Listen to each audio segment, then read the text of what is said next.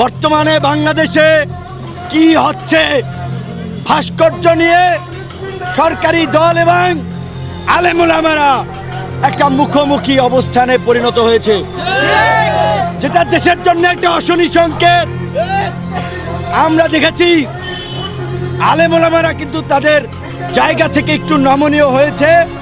তারা বলেছে যে তারা দাবি দেওয়া জানিয়েছে ভাস্কর্য নিয়ে, সেই ভাস্কর্য সরকার তাদের দাবি দেওয়া শুনবে কিনা, সিদ্ধান্ত নেবে কিনা, সেটা সরকারের সিদ্ধান্ত।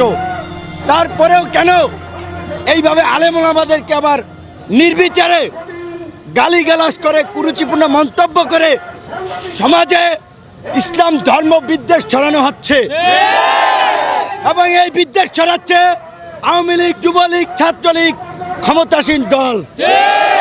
তারা আজকে ক্ষমতায় থাকতে ধর্মীয় বিদ্বেষ ছড়াচ্ছে, ধর্মীয় সহিংসতার পটভূমি রচনা করছে।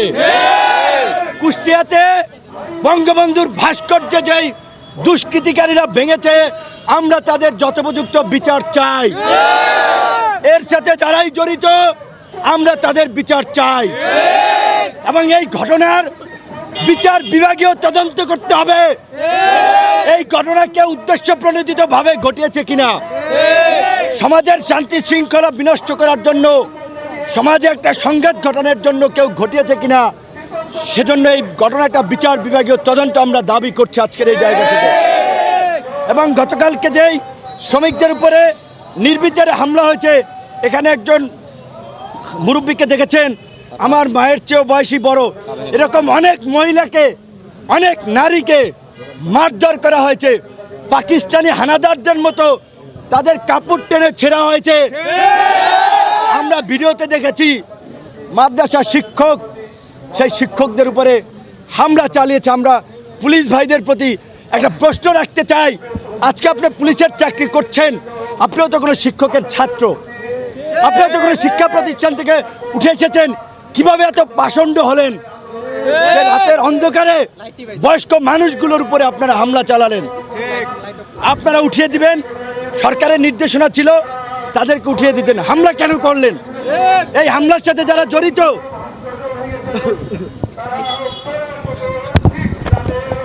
এটা অন্য কেউ ধরো, এখানে অন্য সমস্যা নেই না, যে আমরা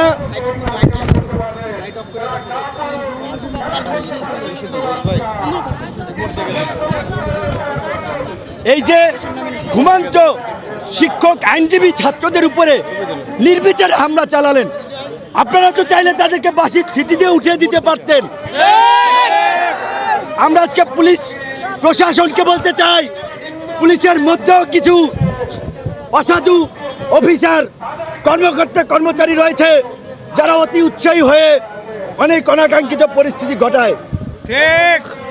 সেই পুলিশদের বিরুদ্ধে ব্যবস্থা নিতে হবে, এবং ডিএমপি কর্তৃপক্ষ অগণতান্ত্রিকভাবে সরকারের স্বৈরাচারী সিদ্ধান্ত বাস্তবায়নের জন্য যে সভা সমাবেশের উপর নোটিশ দিয়েছে, তা দাবি জানাই।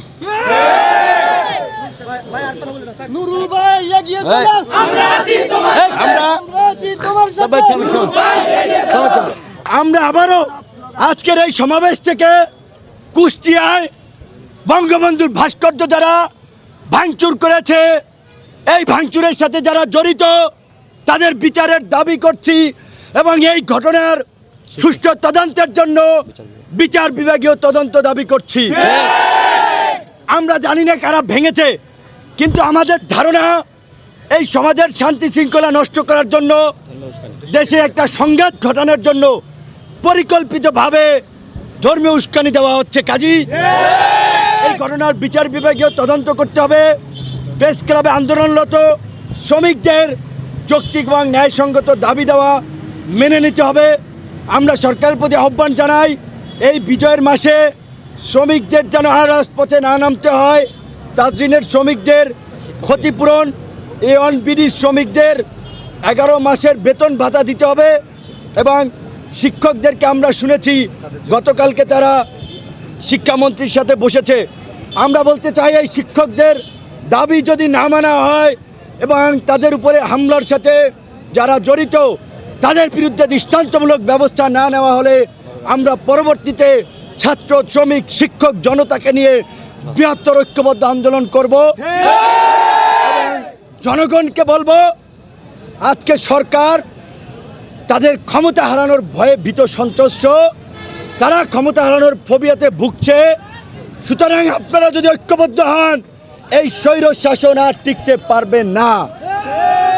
এবং সরকারকে বলবো, আপনারা যদি সম্মানজনক বিদায় চান, অতি দ্রুত সকল রাজনৈতিক দল সংগঠনগুলোকে নিয়ে নির্বাচনকালীন নিরপেক্ষ সরকার ব্যবস্থার জন্য একটি কার্যকর পদক্ষেপ নিন।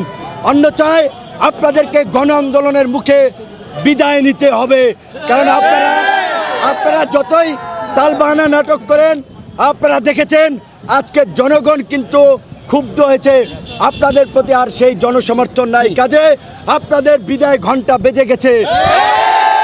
যতই আপনারা দলকে চাঙ্গা করার চেষ্টা করেন, ইস্যু সৃষ্টি করেন, ষড়যন্ত্র করেন, নাটক করেন, এদেশের জনগণ কিন্তু তাদের অধিকার আদায়ের দাবিতে শীঘ্রই রাজপথে নামবে। সেই সংগ্রামে এদেশের কৃষক, শ্রমিক, আপামার জনগণকে অংশগ্রহণের আহ্বান জানিয়ে আজকের মধ্যে এখানে শেষ করছি। ধন্যবাদ। সমাপ্ত। কিভাবে পুলিশ ন্যাক্কারজনকভাবে হামলা চালিয়েছে, এই হামলা আমাদেরকে সেই পাকিস্তানি হানাদার বাহিনীর 25শে মার্চ রাতের বর্বরতার কথা মনে করিয়ে দিয়েছিল।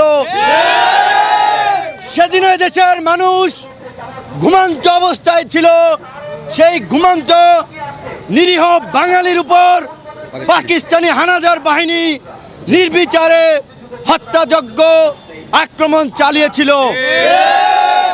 আমরা খুব আশ্চর্যের সাথে লক্ষ্য করেছি, বর্তমানে মুক্তিযুদ্ধের সরকার, নামধারী সরকার ক্ষমতায় থাকা অবস্থায় এই বিজয়ের মাসে আমার দেশের শ্রমিক, শিক্ষক, আইনজীবীদের উপরে প্রেস ক্লাবে রাতের অন্ধকারে হামলা হয়।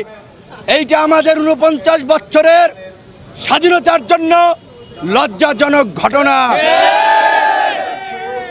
সরকার আজকে কারো কথা শুনতে চায় না, তারা আজকে ক্ষমতা হারানোর ফোবিয়াতে ভুগছে। যখনই কোনো মানুষ তাদের যৌক্তিক এবং ন্যায়সঙ্গত দাবি দেওয়া সরকারের প্রতি জানায়, রাজপথে আসে, তখনই সরকার ভাবে এই বুঝি তাদের গদি নড়বড়ে হলো। সেই আতঙ্ক থেকে তারা কারো কথা শুনে না, তারা দমন পীড়ন করে মানুষের কণ্ঠকে দমন করতে চায়। তারা কালো কানুন করে সংবাদপত্রের কণ্ঠকে দমন করতে চায়। তারা ডিজিটাল নিরাপত্তা আইনের মাধ্যমে সাংবাদিকদের কণ্ঠকে রুদ্ধ করতে চায়। এবং এইভাবেই তারা বাংলাদেশকে একটি একনায়কতান্ত্রিক রাষ্ট্র বানাতে চায়। আপনারা ইতিমধ্যেই দেখেছেন, এই সরকারের গুম খুন নিয়ে আমেরিকার সিনেটররা নিষেধাজ্ঞা চায়, অস্ট্রেলিয়ার সিনেটে আলোচনা হয়, বিভিন্ন দেশের মানবাধিকার সংগঠনগুলো উদ্বেগ প্রকাশ করে। আপনারা দেখেছেন, রোহিঙ্গার মতো একটি আন্তর্জাতিক সমস্যাকে শুরু থেকে সরকার আন্তর্জাতিক সম্প্রদায়কে পাশ কাটিয়ে তারা তাদের তথাকথিত বন্ধু রাষ্ট্র ভারতের দ্বারা প্রভাবিত হয়ে রোহিঙ্গা সমস্যার সমাধান করতে না পেরে তারা একটা জটিল পরিস্থিতিতে এখন পড়েছে, যেখানে জাতিসংঘ সহ অন্যান্য উন্নয়ন সহযোগী সংস্থা বলছে ভাষান্তরে রোহিঙ্গাদেরকে না নেওয়ার জন্য, রাজনৈতিক দলগুলো বলছে না নেওয়ার জন্য। সবার মতামত উপেক্ষা করে সরকার রোহিঙ্গাকে ভাষান্তরে নিয়ে সমস্যাটা যে সমাধান হবে সেই পথও বন্ধ করে দিচ্ছে। এবং আপনারা দেখছেন